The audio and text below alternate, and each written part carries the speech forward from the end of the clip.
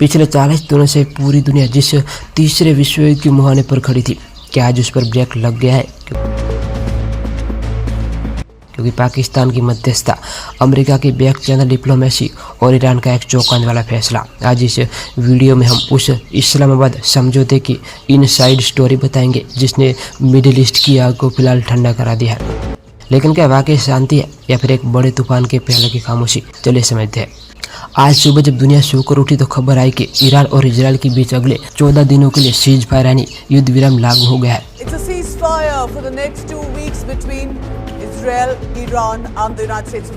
और इसे इस्लामाबाद अकॉर्ड कहा जा रहा है। अब सवाल यह है कि आखिर अचानक ऐसा क्या हुआ? याद कीजिए, 28 फरवरी से शुरू हुआ यह सिलसिला अब तक हजारों जाने ले चुका है। ईरान के परमाणु ठिकानों पर इजराइल के हमले और बदले में ईरान की मिसाइलों की बौछार ने पूरी दुनिया की इकोनॉमी को हिला दिया था। लेकिन आज पाकिस्तान की राजधानी में जो मेज सजी उसने रूस और चीन को भी हैरान कर दिया। इस समझौते के तहत ईरान अगले 2 हफ्तों तक कोई भी बैलिस्टिक मिसाइल लॉन्च नहीं करेगा और बदले में अमेरिका ने ईरान के पावर ग्रिड पर होने वाले साइबर हमले को रोकने की गारंटी दी है। इस पूरी जंग में सबसे बड़ा खतरा था स्ट्रेट ऑफ हॉर्मुज, क्योंकि यहाँ से दुनिया का 20% तेल गुजरता है। ईरान ने इसे पूरी तरह ब्लॉक करने की धमकी दी थी, जिससे कच्चे तेल की कीमतें आसमान छूने वाले थे। लेकिन आज की अपडेट के अनुसार ईरान ने इस समुद्री रास्तों को फिर से खोलने का वादा किया है। यह न सिर्फ भारत बल्कि पूरी दुनिया के लिए एक बड़ी खबर है, क्योंकि अगर ये रास्ता बंद रहता तो ग्लोबल सप्लाई चेन पूरी तरह ध्वस्त हो जाती।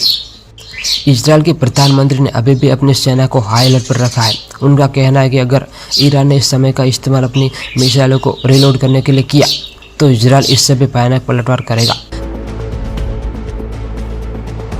भले ही तेहरान और यरूशलेम के बीच सीधी मिसाइलें रुक गई हो, लेकिन लेबनान की सीमा पर आज भी धुआं उठ रहा है।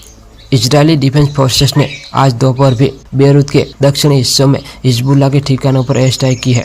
यह समझने वाली बात यह है कि इजरायल इस युद्ध विराम को सिर्फ ईरान के साथ देख रहा है, उनके प्रॉक्सी संगठन जैसे हिजबुल्लाह और हुती के साथ नहीं।